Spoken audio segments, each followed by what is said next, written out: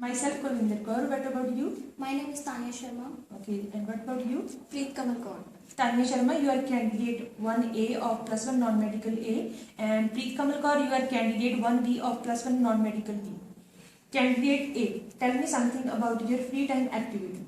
In a free time, I will spend my time by helping my mom in the kitchen, listening songs or surfing on the internet, and either I will play any badminton or any cricket. Candidate B, what about you? I prefer to read books and sometimes I even write poems in my leisure time. I used to cook food in the kitchen and also play my puppy. Thank you. Candidate A, now you are going to tell us about your topic. When you have finished, candidate B will ask you question, then I'll ask you some more question. Would you like to begin, please? Yes. My topic is urbanization. Urbanization is a population shift from the rural to urban areas. Either it is also have positive impacts and the negative impacts. The business activities is also the main factor why people prefer to move in the urban areas. Sometimes old people are preferred to move in the urban areas where there are more facilities for them, like there are more doctors and hospitals that can cater for their needs. It is not a modern phenomenon, but it is a social transformation of human roots on the global scale. Either urbanization has positive impacts and it also have negative impacts too. Like positive impacts, there are more facilities in the urban areas, like the students who are in the rural areas are not get education proper, so they migrate to the urban areas where they can get proper education facility, and also there are more banking facilities in the urban areas. There are more ways of employment in the urban areas. People get more employment, there are more economic opportunities. But besides these all positive impacts, there are negative impacts of the urbanization too, like more people if move into the urban areas, then this will lead to the more vehicle, and more vehicle means there will be more pollution on the roads. Yes, and more. please stop there. Thank you very much. Candidate B, can you ask a question, please? Yes, of course. What do you think is the impact of urbanization on human life? The impact of urbanization on human life is like that there are positive impacts and there are negative impacts too.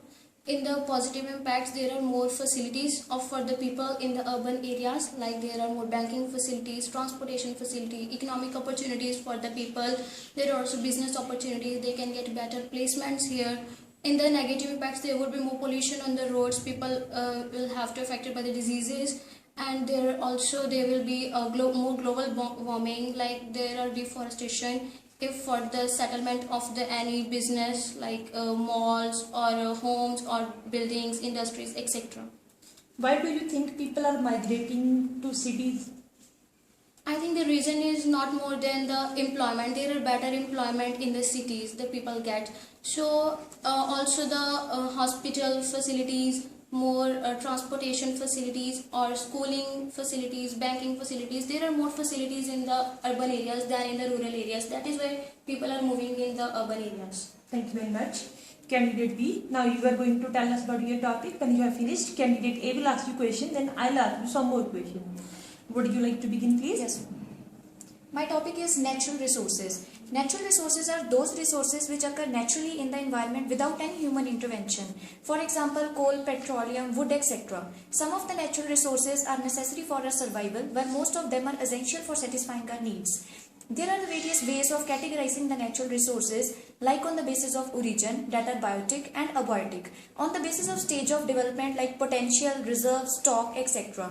And on the broad basis, natural resources are classified on the basis of renewability, that are renewable and non-renewable resources. Renewable are those which can be renewed once finished, and non-renewable are those which can't be renewed or replenished once finished, like coal and petroleum, which took millions and billions of years for their formation.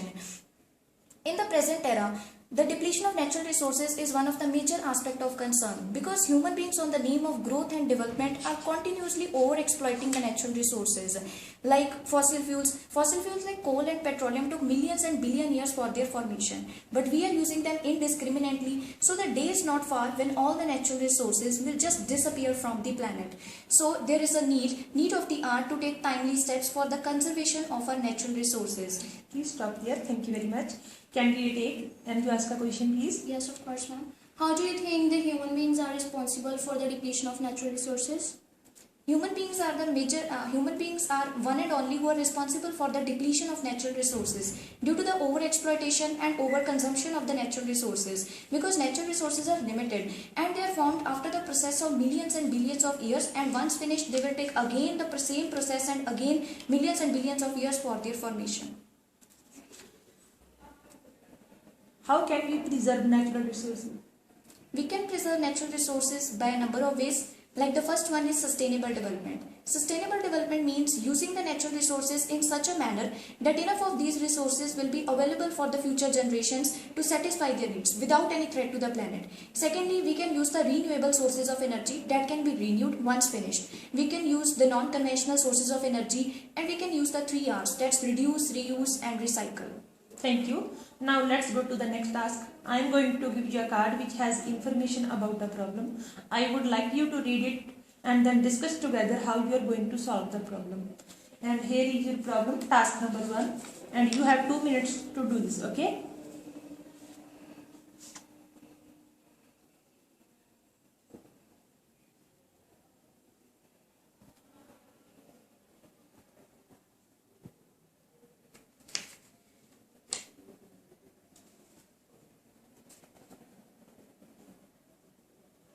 We should tell the head teacher that who has done this.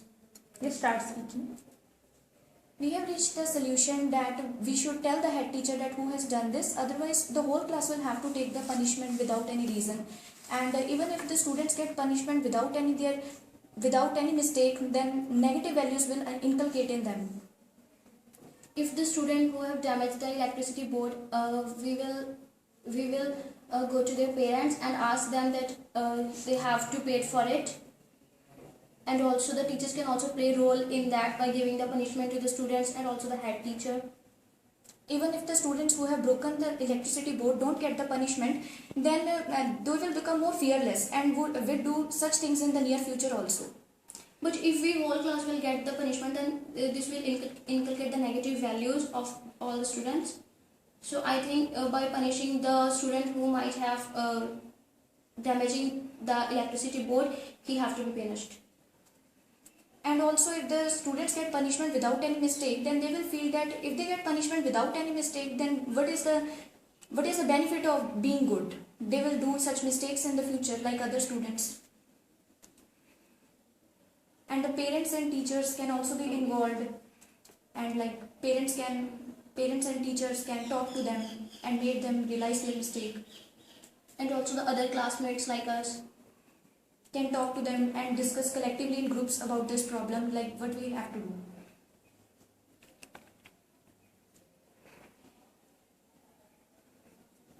Thank you very much.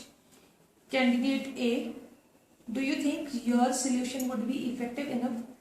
Yeah, I think my solution is effective enough. I think with this whole class will not be punished. Only the students who have damaged the electricity board or switchboard have to be punished, rather than the whole class. Candidate B, what role do you think teachers can play in the problem? Teachers can play a major role, because as teacher we spend the whole day with our teachers, and teachers know that how the students are, what is their nature. So teacher can more betterly and more closely relate to the problem, and they can play a major role in this. Please stop there. That's the end of your test. Thank you and have a nice day.